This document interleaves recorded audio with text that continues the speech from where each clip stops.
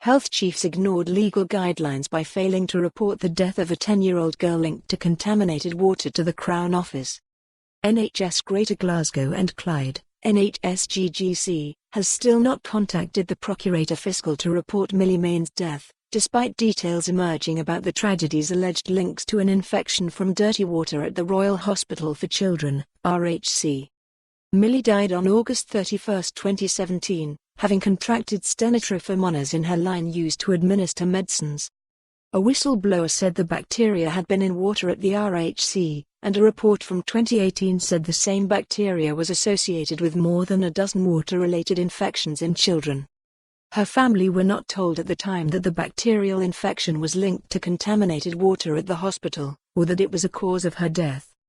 They only discovered later by looking at Millie's death certificate, following the series of infection scandals which have emerged about the RHC and Queen Elizabeth University Hospital, QEUH. Millie's mother Kimberly Darroch said she was very surprised that her daughter's death had not been reported to prosecutors after being informed by the Herald on Sunday.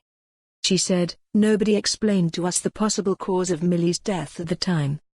It has been incredibly hard reliving the pain of Millie's death in recent weeks, but we are very grateful to the whistleblowers and others who have come forward and would like to thank everyone for their support. I believe Millie would still be alive today if hospital managers had listened to all the warnings of infection risk when the building first opened. As a family, we will consider all options so that we can get answers about Millie's death, and so that no family has to go through this ordeal again. We can't wait for a public inquiry. I have no faith in this health board and its leadership. We will only have a truly independent inquiry if they are moved aside." According to the prosecutor's protocols, any death should be reported by medics in charge of the patient if it raises issues of public safety.